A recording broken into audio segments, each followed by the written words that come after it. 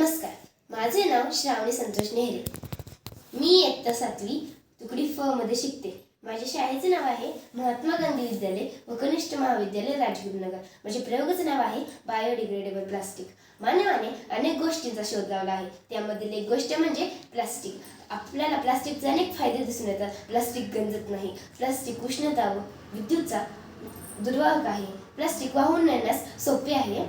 पण प्लास्टिकचे जेवढे फायदे आहेत तेवढे दुष्परिणामही आहेत. हे बघा, सागर मित्र ही संस्था प्लास्टिकचा पुनर्वापर करते, कारण प्लास्टिकचे आता खूप दुष्परिणाम दिसून येत आहेत. प्लास्टिक ही एक भारतीय समस्येबरोबर जागतिक समस्या देखील आहे. हे नदी किनारी महासागरांचे झालेले प्लास्टिकचे प्रदूषण आहे. हे पहा, ही आपली भीमा नदी. या भीमा नदीच्या बंधाऱ्यावर अडकलेले हे प्लास्टिक आहे. या प्लास्टिक अडकल्यामुळे जलस्रोताच्या प्रवाहावर परिणाम होतो. हे महासागरातील नद्यांच्या बंगालच्या उपसागरापर्यंतच्या प्लास्टिकचा वाहून नेण्याचा मार्ग. हा बंगालच्या उपसागरापर्यंतचा महाराष्ट्रातून नद्यांद्वारे नेण्याचा मार्ग आहे.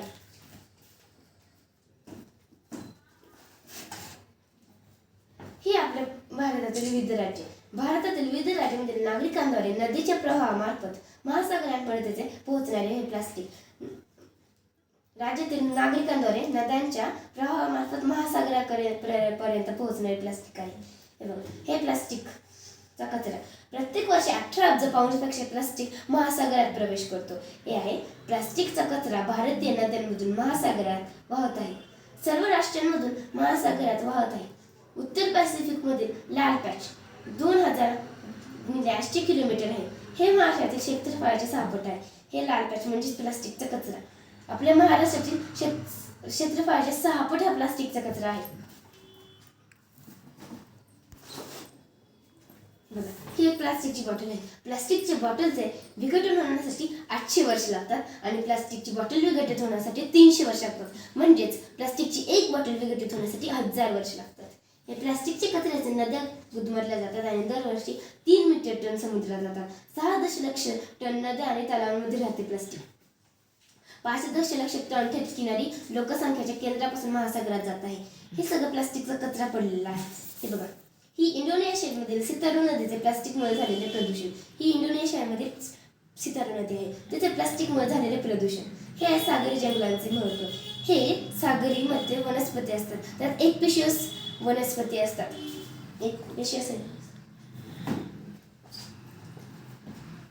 महासागर हिरवळ, प्लॅक्टन आणि केल्प आमचे तीव्र आहे. प्लॅक्टन आणि केल्प ही एक वनस्पती आहे. पवित्र 50% ऑक्सिजन आम्हाला प्लॅक्टनद्वारे भेट दिलेला आहे. 20% ऑक्सिजन आम्हाला केल्पद्वारे भेट दिलेला आहे आणि 70% ऑक्सिजन आम्हाला ओशन हिरवाईने भेट दिलेला आहे. म्हणजेच आपल्याला केल्प आणि प्लॅक्टन वनस्पतींपासून ऑक्सिजन पुरवठा होतो महासागरातून. ग्रेट आणि आफ्रिक फॉरेस्ट ऑक्सिजनच्या आम्हाला ओशन हिरवाईने भेट दिली आहे. 50% ऑक्सिजन आम्हाला प्लॅक्टनने भेट दिला आहे. 20% ऑक्सिजन आम्हाला केल्पने भेट दिलेला आहे. म्हणजेच आपल्याला ऑक्सिजनचा पुरवठा संपूर्णपणे महासागरातूनच होतो 100%. मग महासागराच्या वरती जर प्लास्टिक पडलेले असेल तर आपल्याला ऑक्सिजनचा पुरवठा कसा होणार? 100% पुरवठा हा महासागरातूनच होतो. महासागर हिरवळ, प्लॅक्टन आणि केल्प आमचे अदृश्य जंगल, आमचे महासागरातील जंगल. हे अदृश्य वनस्पती आहे जे खूप महत्वाचे आहे. याचा एक नवीन शोध लागलेला आहे.